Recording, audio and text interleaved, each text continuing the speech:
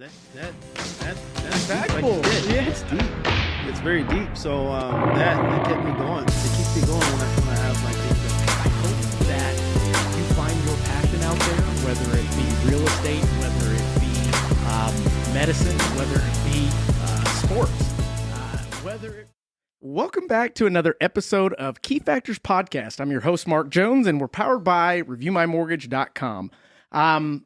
And if this is your first time listening, tuning in, go ahead and hit the like button, the share button, the subscribe button, all of those buttons. But today, since we've got a kind of crazy market, I've been on a road show all day long and finally getting a chance to decompress and talk these thoughts out, what we went through today. And I actually brought along my coach. She's been on the podcast before, but we're going to be talking about something pretty in-depth. But let me introduce her first. Without further ado, Katie Hasson, you guys. Thanks, Mark. How you doing? Doing great. Good. It has been quite the day. It has. I'm tired, but also full of energy at the same time. Yeah, the good kind of tired. Like hey, we talked to a lot of people today. Yes, we did. So what we were talking about today was the concept of creating a business plan and not necessarily going so far in depth and getting caught in the weeds that you end up paralyzing yourself to the point that you don't do it.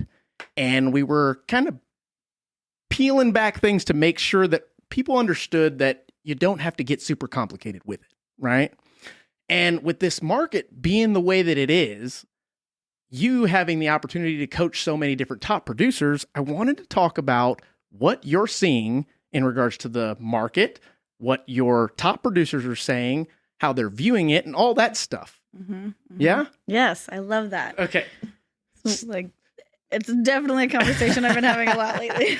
So I guess to start off, tell us a little bit about you, and then we'll just dive into it. Mm-hmm. So Katie, who are you? Who am I? Yeah. Ooh, where do I start?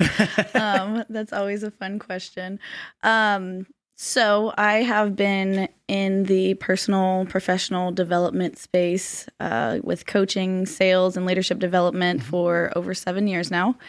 And yeah, working with a company that's been around for 165 years. So it's a lot of time-tested principles, but as well as using practice what we preach, same day type of methodologies as well too. So anyways, I'm from Florida, born and raised. So That's why she's so tan and I'm not.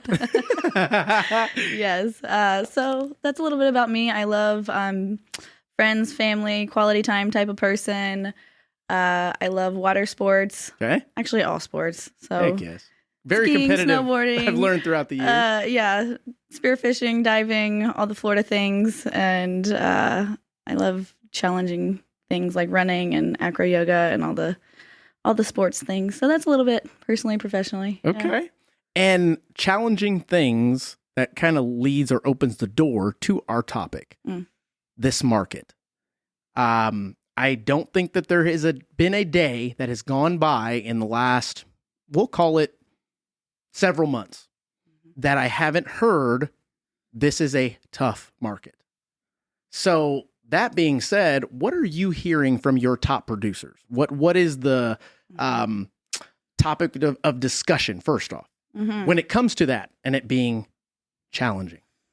And it's so interesting, right? Because you see the people who kind of cave under pressure, and I can't even tell you how many attrition conversations I've had with it. Unfortunately, sometimes it's going to weed out the people who aren't meant to be here. You're not wrong. You're not wrong. Both in real estate and mortgage and more industries than that as well too. But it's like, hey, that's going to happen. People are going to be weeded out, and at the same time, you see people who actually take this opportunity and thrive in this kind of market. They're the ones who say, hey, even if I did 50, 100 million, whatever I did last year or 2 years ago, it's going back to that line of normalcy. Sure. I know you and I have talked about this before. Sure. Like nothing's ever as bad as it sounds or as good as it seems. Right.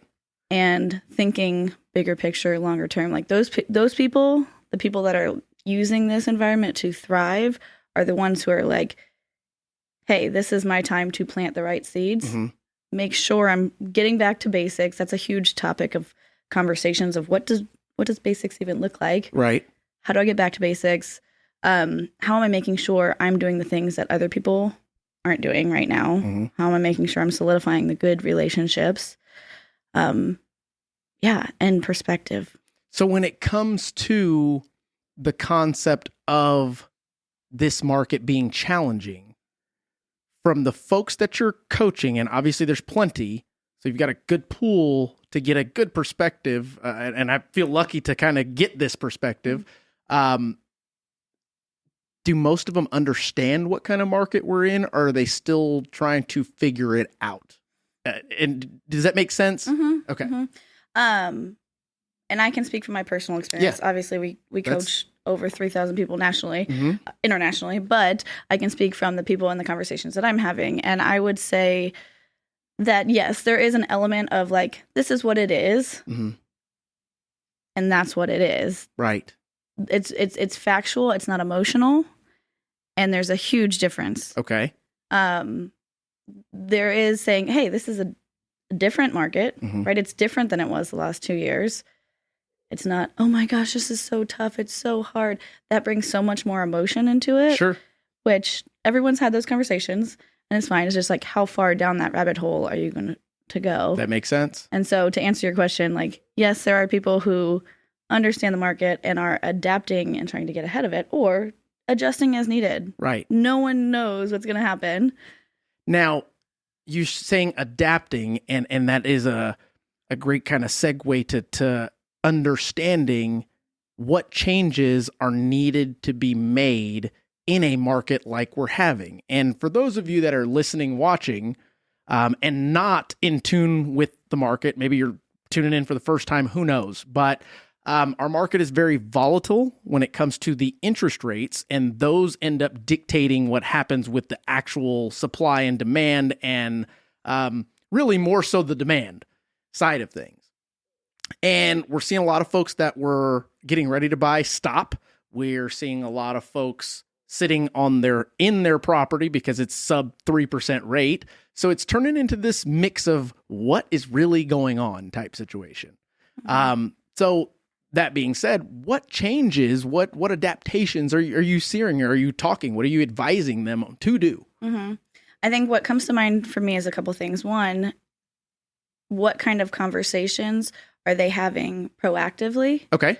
For example, I had one client who his whole focus was making sure that he's doing more educating of borrowers and educating his agents to coach the people that they're talking to around, is this like, are you only focused backwards on what it was 2 years ago? Or like, from what place are you operating at? Right.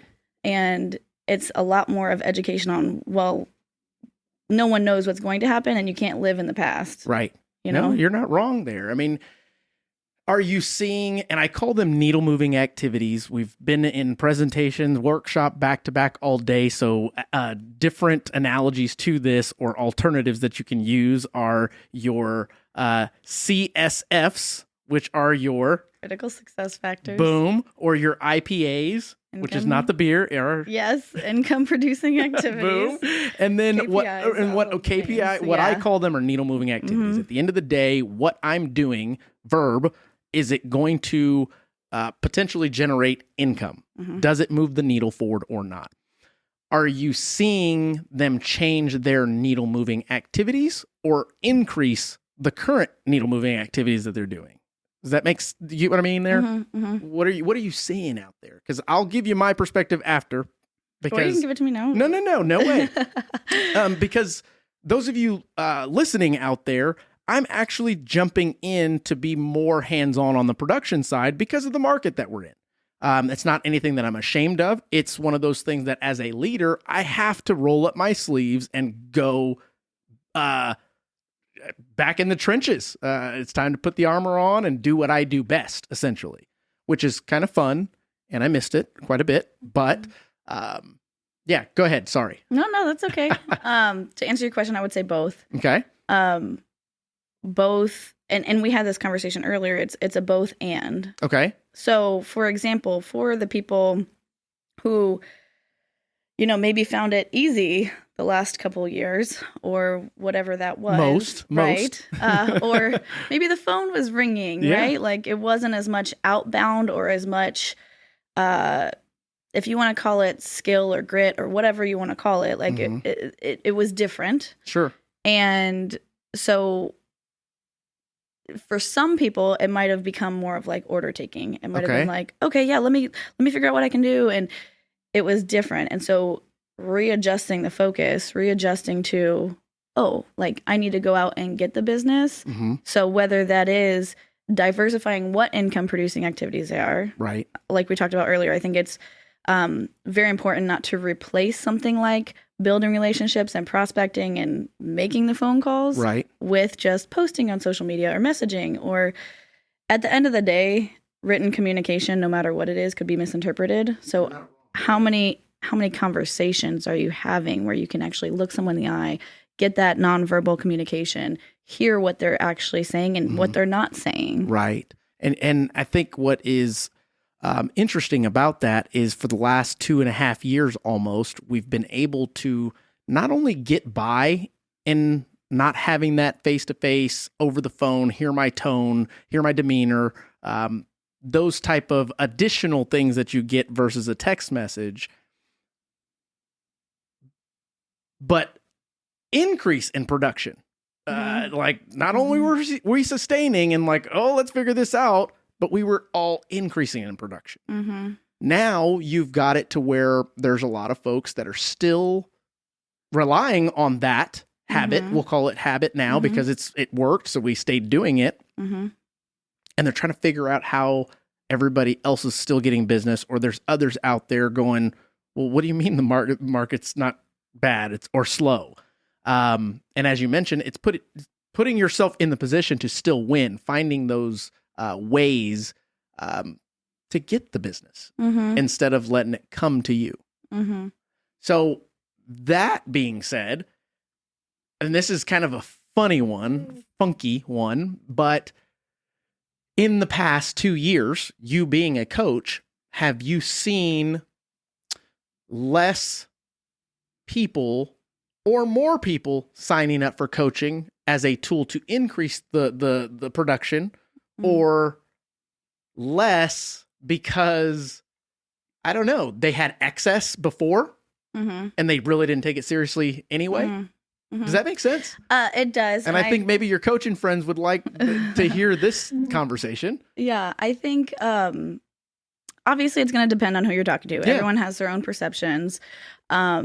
But I love when one of my colleagues, she was telling how she was talking to one of her like awesome clients, and he's like, hey, stuff is happening and, I just don't know, and as he's talking himself through this whole conversation, basically saying, I don't know if coaching is going to be right now. Maybe he's been in coaching for over 3 years. Sure. But like, hey, maybe I should pause right now. And then she asked a couple questions and he's like, well, you know what? Actually, if I had a life-threatening disease, the last person I would fire is my doctor. So why would I sacrifice something that's only there to help my business grow in the time that it probably needs to grow the most? Right. And I think you said it earlier, like yes, people are still finding the need to invest in themselves, especially right now. Sure. So I don't know if that answers what the question you were talking about. It does kind of. Okay. I guess what I'm getting at is the folks that either took coaching seriously or not. Are you seeing the ones that were in coaching and we don't know what it's due to, but they were in coaching and they fell out because production is going down? And I guess initially the production going down, it takes time for you as a producer to adjust to the market, right? So you're going to keep doing what worked. And then it's like, okay, wait a minute. Now I need to change something, right? But those folks were like, no, I'm going to cut all my expenses right away, et cetera, et cetera. And it cuts the expense that could actually get them there. Does that make sense? What do you think about that? I've seen that happen. Yeah. Yeah, I've seen that happen for some people. And what do you think about that? I mean, what are your thoughts on that? Give us the raw truth. my honest thoughts are like, hey, if it's time, if like I think of it in terms of like farming. I'm not a farmer. I could use a fishing analogy, but Yeah, but no, but like if we're using the farming analogy, like Okay. there's times where, hey, it's time to like get up earlier, go to bed later, cut what we need to cut, but I'm not gonna cut the power to my tool to garden, Ooh, that's to a like, good you know, analogy. to harvest this crop. I need that tool. Right. And I might cut other expenses or here or there. And it's like, yes, I've had those conversations with people where we're like, let's actually set your budget. Like, let's dig into the numbers right now. Mhm. What can you do to be committed to increasing the activity for this short term? Right. If you're in dire straits right now, we need to do dire activity to Mhm. get you out of this. And it's hard conversations sometimes, but you know, And the reason I ask is because you can probably look at plenty of studies being on your side of the tracks to determine, okay, if there's someone that takes coaching versus someone that does not, the one that is in coaching, and it doesn't even matter if they're doing it whole ass or half ass, their production's going to go up unless they're not doing stuff, what they're supposed to be on the job side, on the career side. Mm-hmm.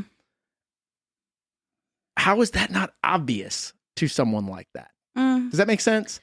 Yeah. Okay. And I think I'm a big, like I said, I've been coaching for a while, and I'm a big believer in finding a fit, because when it's a fit with a person, man, I get excited. Sure. Like changes people's lives. And what do you mean by a fit? And in what aspect? Mm-hmm. If somebody is like willing to be coachable, Mhm. like it's like that humble, hungry analogy that you and I've talked about before. Right. Like they know that they've gotten to where they are for a reason, you know. Mhm. And there's also there's an openness or a desire to still grow and be coachable. Mhm.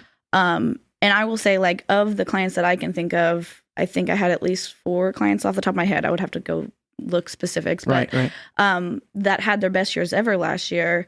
I think of, okay, what were the difference makers in those clients? Like, Okay. What did they do? What were the commonalities that I saw that helped them have the best years ever? One gal, she literally hired a coach. She had never had a coach before. Okay. You know, her and I started coaching together last February. Okay. And she also hired on someone. So Like an assistant. like an assistant. Took on another responsibility. Took on another responsibility. Yeah. So a lot of what we talked about was, you know, interviewing and onboarding and delegating and all of these things that can be very scary. Sure. Because I can do it better, quicker, faster. We have that conversation quite often. Yes. And so for her, that was huge. And I mean, it's amazing to see that she hit the trip that she wanted to hit. She hit all these things, and I'm so proud of her for that.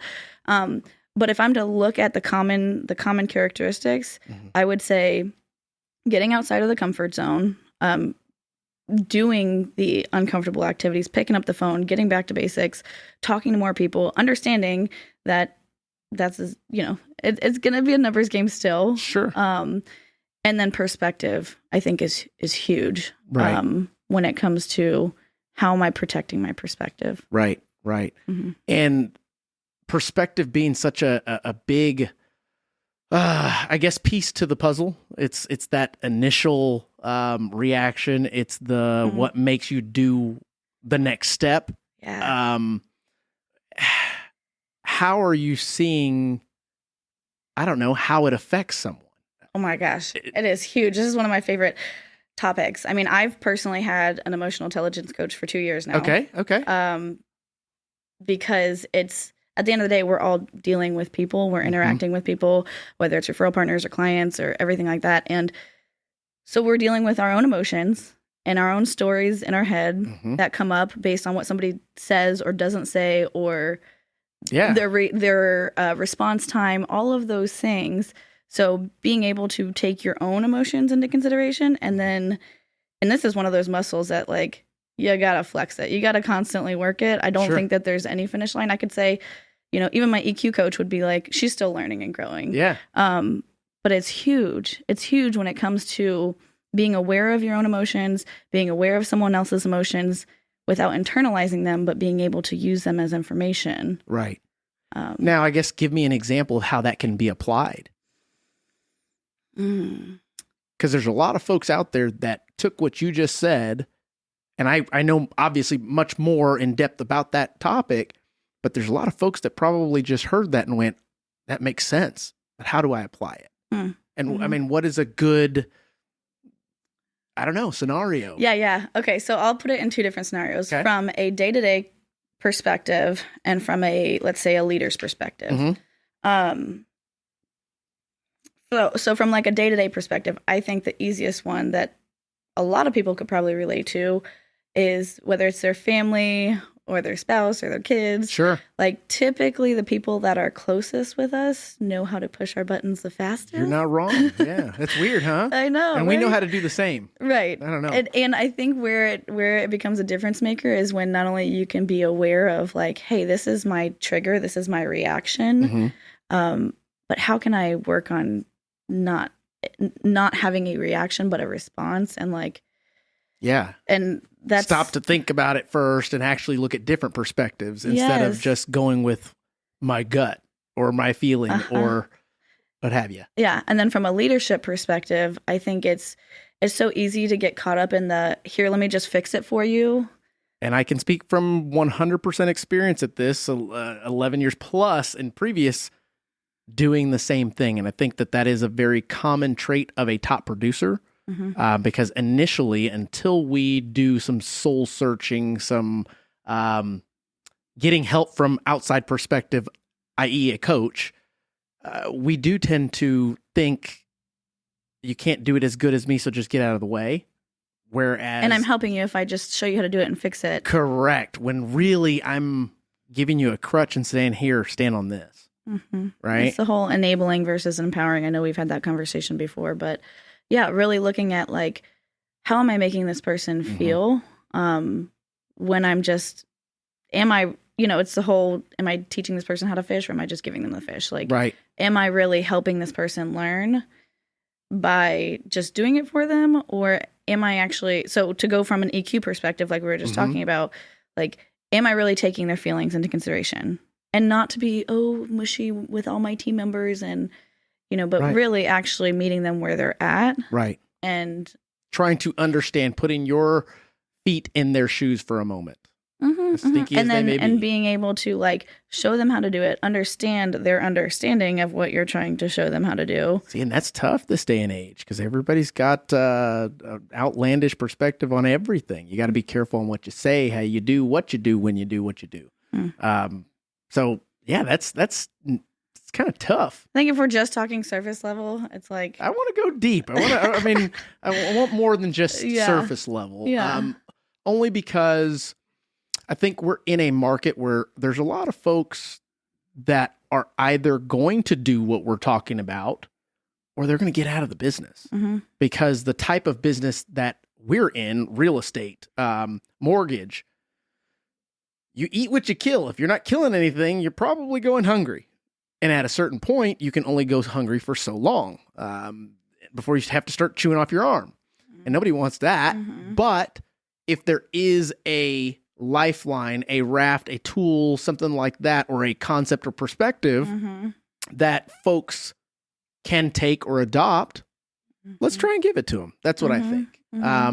Because you get to speak to a lot of, and I don't know how many folks like me, crazy nuts and all this other stuff that you do speak to, but I do have the perspective of, as of right now, kind of going back to me filling the role of a producer again. I'm kind of having fun with it already because all of the things I've been coaching, I'm now not only getting to do, but I guess it's nice to confirm the stuff that I do know in a market that's like this, if that makes sense. So for me, I kind of went back to basics in the sense that open houses work. I'm not doing the open houses, but I'm setting them up. I'm creating the opportunities for them, providing classes, educational stuff. That always works. Reaching out to previous clients to see how they're doing, to educate, things of that nature. Whereas there are still folks out there that are just waiting for their phone to ring. There are still folks out there that are thinking that they can keep that, we'll call it upper echelon customer, that can go wherever the heck they want because they can. Credit's good, income's good, assets are good, CIA. And I don't know. I'm hoping that there's something, which obviously we've already talked quite a bit about it. What are you seeing directly that they're doing? Is there anything? Consistency. Really? Yeah. If we literally had to narrow down anything, I would say it's consistency and activity and perspective. Okay. Meaning, like, we've already talked a lot about perspective. Yep. And I'm talking like big term perspective. Like, Okay. because if I were to say, okay, well, Mark, do you think you're going to be getting out of the business in the next year or two? No. You know that. Yeah, you know that. You know a plan for the next 3 to 5 years. Yeah. You don't look at just 1 year at a time. Right. You look at the bigger picture here. So it's like, if it's a different season, it's a different season, but you know you're still building something. Okay, that leads to a pretty good question, I hope, because I've seen it firsthand. Those that are at least thinking year by year versus those that are thinking month by month, unfortunately. And that's where it's at with some folks in our business. Yeah, that's what do you recommend? Let's go on that emotional roller coaster. Yeah, you're not wrong. That one's not. I mean, I think it's one that's easy for people to get on and off, but not everybody likes riding it. Yeah, and it's not sustainable. It's not sustainable. So for those folks that are back to the paycheck to paycheck in our type of work, what would you recommend? I know what I'd recommend. I'd say, man, if you can't take out a loan so that you don't have to worry about that for at least the next 2 months while you put your heels into the ground and go hardcore, straight ahead, full steam ahead, or whatever they call it, might not be for you. Well, I would ask. And I'm real estate or mortgage on this. I would ask what their definition of a short-term sacrifice looks like. I like that. Okay. What do you mean?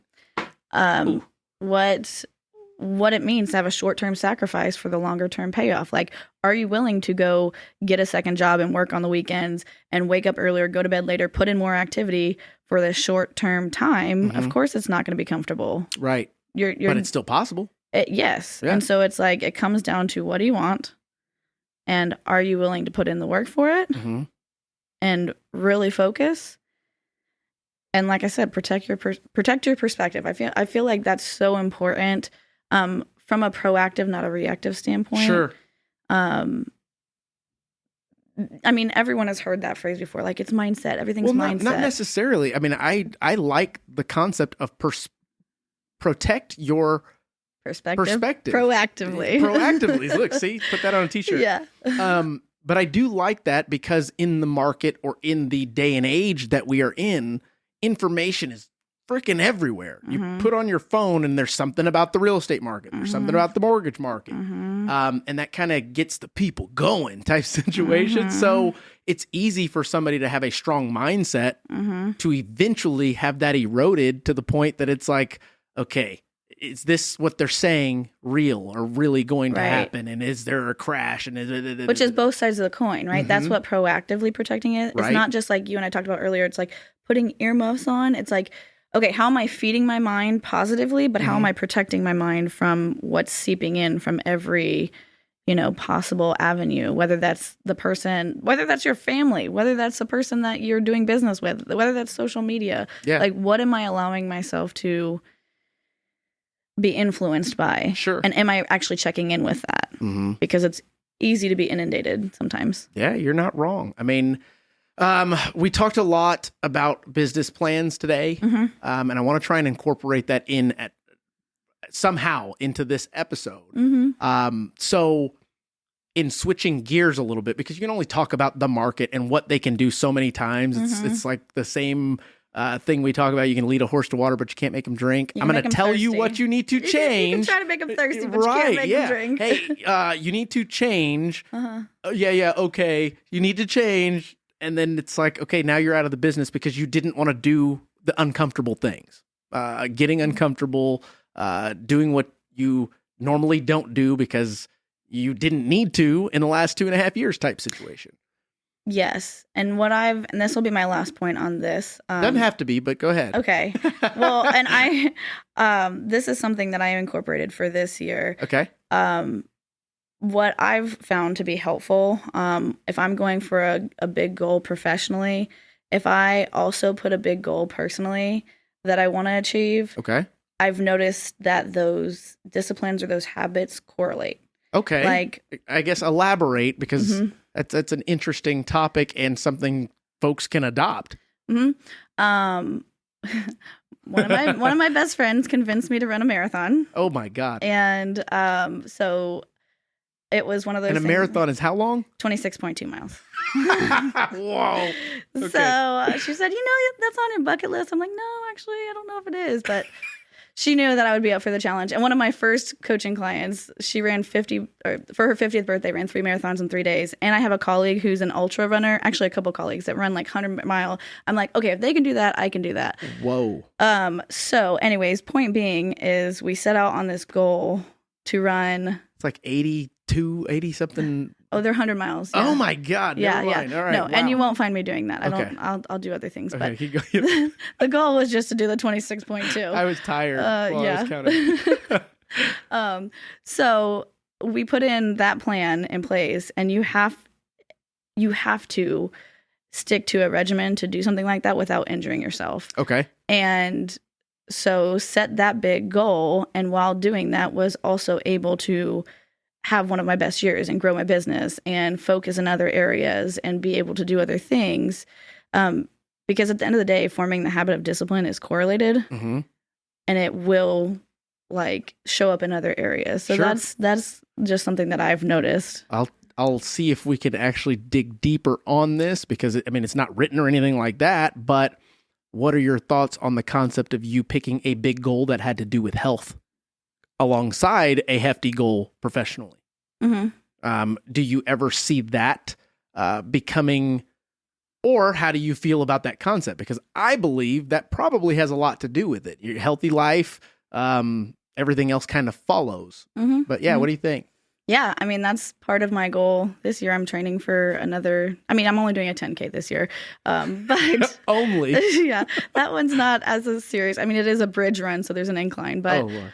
so I'm doing that, and I also I hired a handstand coach. I have some handstand goals. I know. What? What does a handstand coach do? Just okay, let's do it again. The same thing. What does any coach do? They Touche. They're hold you there. accountable. Yep. They give you some good techniques, and they motivate you. See what you did there? See what you did there? So hey, I'm in sales. That means I'm a buyer too. So, I like it. No, but yeah. So I put those things in place to help me hold me accountable to those goals, and I have lots of professional goals this year too. I'm gonna have my best year, and I'm gonna recruit some people too. Heck yes. yeah. Yes. Shameless plug. If you're out there and don't have a coach, probably look into Katie. Either she will, or she'll refer you to who. I only have 5 spots on my roster, but I got over 100 coaches that I can match you with. That's Yes. awesome. Yeah. Anyways. And go. Scene and scene. We were talking about crushing some goals. Yeah. Seems to be a lot of folks out there that are having a difficult time not only crushing the goals, but mentally and wrapping their head around I don't know, the concept of setting that plan in place. Mm-hmm. And going back to what we've done all day long. Mm-hmm. And there were so many instances where I was just holding back from kind of just doing what I do. Mm-hmm. But there are a lot of folks that are tough to come to terms with. This market's not going to change, so I've got to do something to change. It doesn't surprise me at the amount of folks that we saw today that did not have a business plan at January 23rd, because that's normal. That's totally normal. Me included when it comes to things like that, historically. But once it got serious, you have to have those things as a top producer, as a business owner. Well, I think there's a huge difference between people who take action on things. Okay. Right? I think we had alluded to this earlier in one of our sessions today. It's like you can catch yourself in that when-then cycle. When then, yes. When then. Yep. Okay, when January comes along, then I'll eat healthy. Mm-hmm. When I hit this benchmark, or when this happens, then I'll get a coach. Or when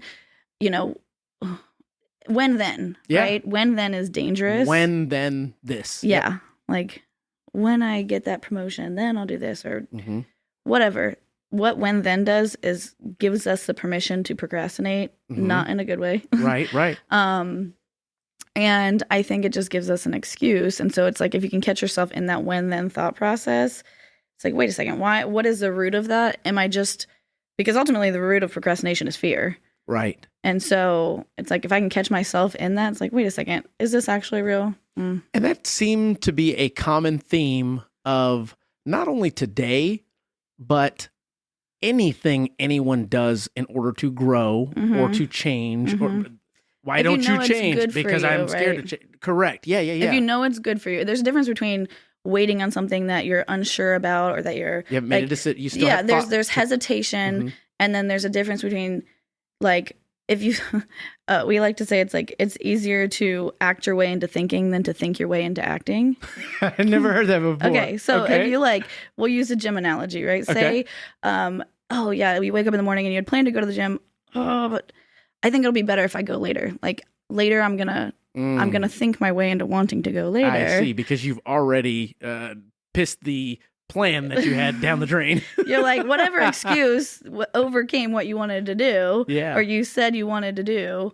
When in actuality, if you just make yourself get up, go to the gym, how many times out of 10, 9.9 times out of 10, you're going to feel better that you got up and did it because you knew it was going to be good for you. Right. So it's easier to act your way into thinking than to think your way into acting. That's a pretty deep concept right there. Yeah.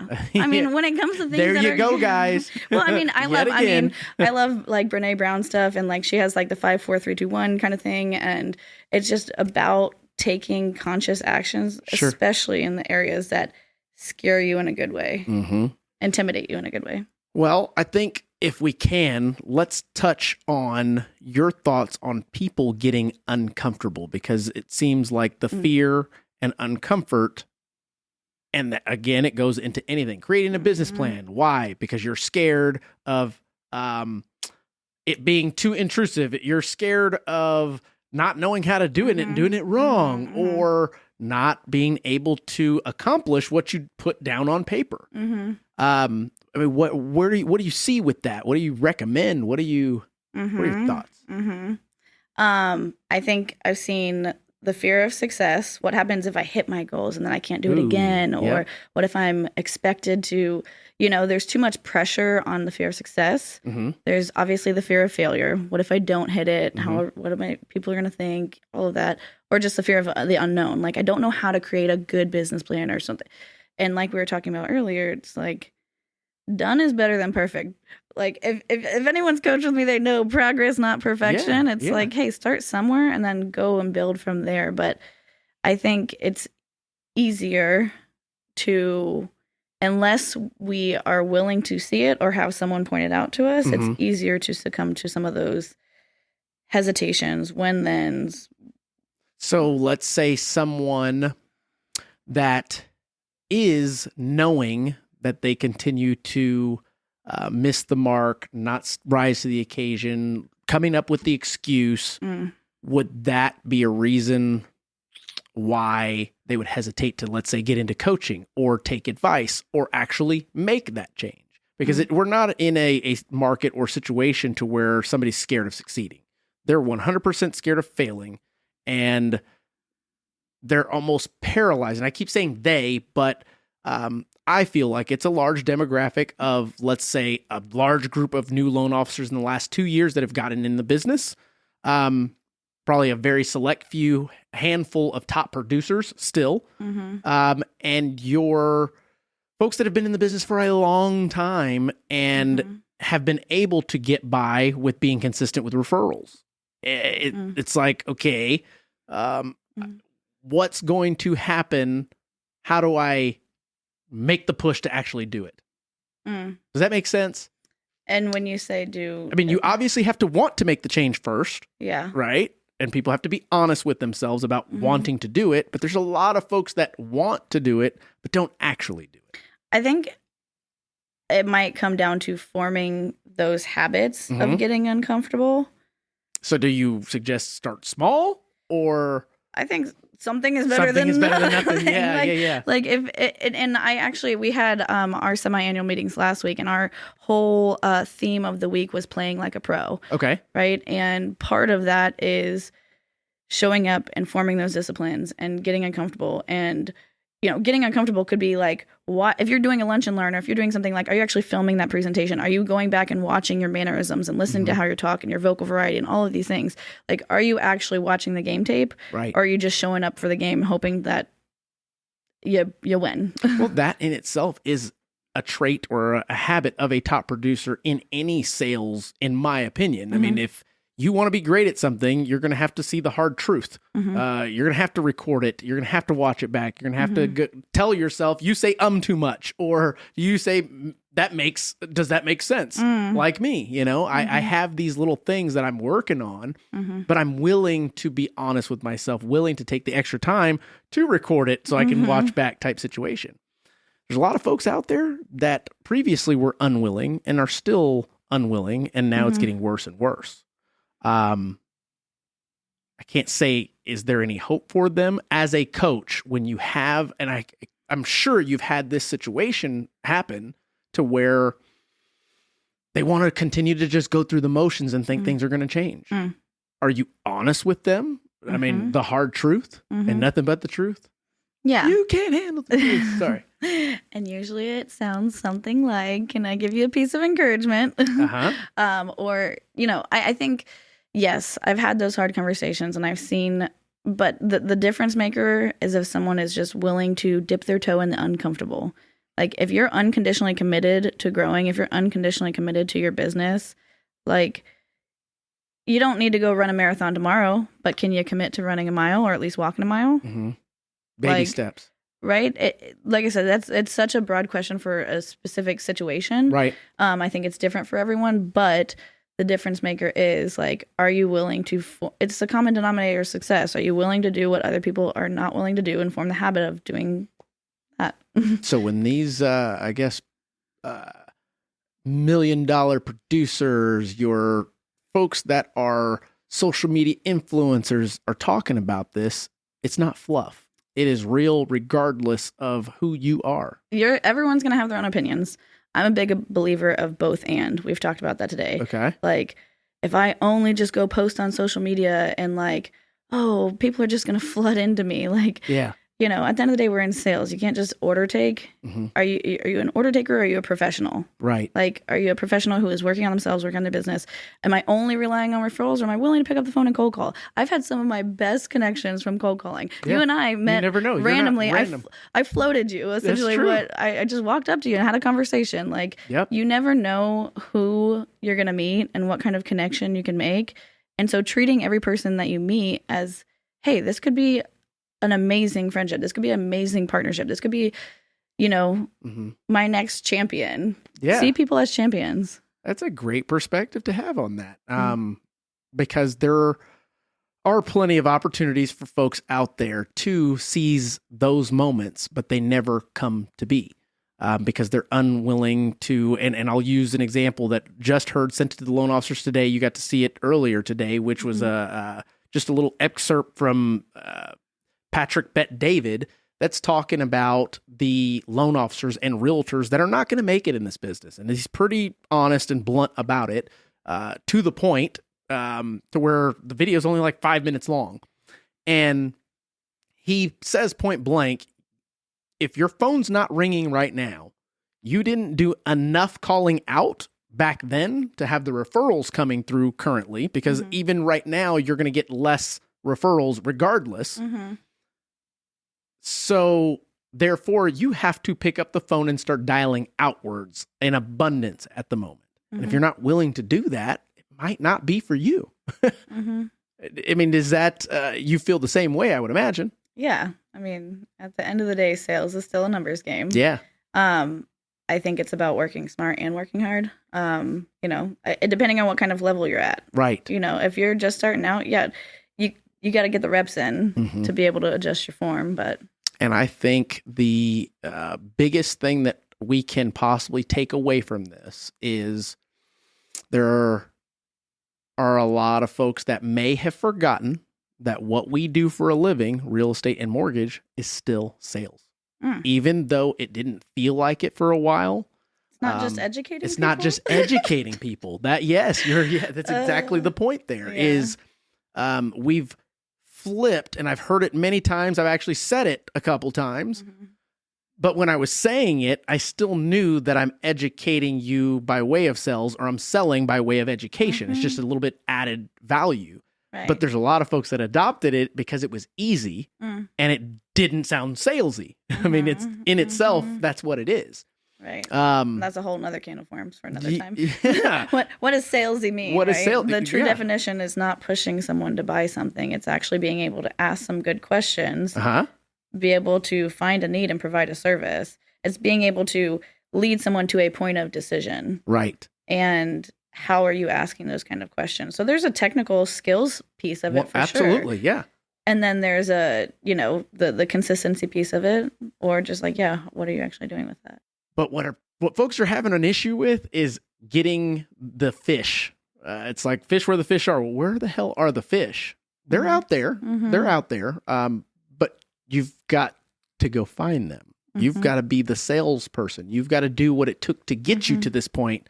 And if you're just now getting in the business, you better learn really quickly. Yeah. And you bring up the fishing analogy, which I love, of course. So you got to use the right bait. You got to know, are you only fishing with one pole in the water? Yeah. Yeah. Where are you fishing at? And that goes hand in hand with the needle moving activities we've been talking about all day. I mean, and the part that I love about the presentation is when I get to hear what others believe needle moving activities are. And 80% of the time they're right. They're just forgetting to put how often or the frequency. There's some times where you go, you don't know, you don't get it yet. And then once you explain it to them, it's like this aha moment of, oh my God, I've been looking at this wrong. And it's often fun to I guess see that play out. But as they say, you go to seminar or anything like that, listen to this podcast, and 24 hours later, you're back to doing the same shit. Hopefully you gain some ideas or perspective or nuggets from this. Yeah. But if you need the accountability, then there's a whole different conversation. Yeah, you're not wrong. Yeah. It's been a long day. I'm super impressed that we even at the end of this day were able to can something, and there's plenty of value within this. Is there anything that you want to kind of give the listeners in way of value, additional anything that Katie can just sprinkle on top? I'll just sprinkle on top. Yeah. Icing on the cake. icing. I think right now, probably just remembering, at the end of the day, you got to work hard. You got to put in the activity. Be kind. Okay. Realize, hey, I can make an impact, an impression with someone. Just, who knows, the person that I meet on the street. Work hard, be kind, do what you say you're going to do. Huge one right there. At the end of the day, watch what somebody does. I'm gonna hone in on just that one thing that you said, which is do what you say you're going to do when you say you're going to do it. I think for those listening, if there's one thing that you can take away from this that will actually change the trajectory of anything that you're doing, I don't care what it is, hold yourself accountable to at least doing what you say you're going to do when you say you're going to do it. That's I can't say it's a character flaw, because I don't believe it's that deep as far as it that's your character of not doing what you say you're going to do. I think we do it unintentionally sometimes because we want to fulfill whatever is being thrown at us. But if you can at least master that or set right expectations when giving those promises. Well, and I think it's fair to say, obviously, no one's perfect. Everyone's human. No. But that's one of my favorite definitions of integrity is doing what you said you would do, especially when no one's watching. Yeah. Long after the feeling of wanting to do it is gone. Sure. So, I think both to other people, of course, and to yourself, whether it's making that hard phone call when you really don't feel like it. Maybe it's a perceived hard conversation, but willing to lean into it. You never know what's going to happen, right? Right. There's so many examples of that, but just following through on your commitments, doing what you say you're going to do, and lean into conversations. I feel like, man, the art of communication is lost, slowly losing. Yeah, you're not wrong there. Anyways, that's potentially another topic as well. But I think with this market, trusting the process, that's my word for the year. Trust. Okay. Trust myself, trust the process, trust that I know if hard work always pays off. Sometimes now, often later, but always eventually. Right. Ooh. Say that one more time. That's something that Southwestern preaches a lot. I love it. Hard work always pays off. Sometimes now, often later, but always eventually. Ooh. Okay. Guys, I hope that you got something out of this. Plenty of nuggets, so to speak. Theoretically, philosophy. I mean, I would like to go super in depth, and any one of these conversations can go deeper down the rabbit holes. Keep it simple, But silly. the goal is to keep it simple, silly.